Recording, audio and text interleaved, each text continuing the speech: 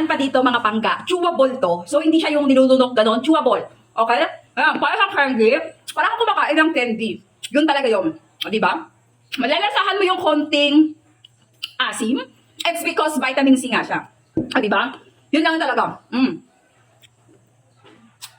May asim ng konti, pero masarap. May asim na tamis. Complete inclusion, vitamin C and vitamin E. Na very needed natin, ha? Kung good sa akin at good sa iba, maganda yung kinalabasan, disclaimer lang. Hindi tayo pare-parehas ng katawan. Kung gusto mong itry ito, magpa-consult ka kay doktor mo. Especially kung may mga maintenance kayo or nagpapa-breastfeeding kayo or what, or bagong opera kayo or what, okay? Pero ito goods na goods. 1 tablet a day.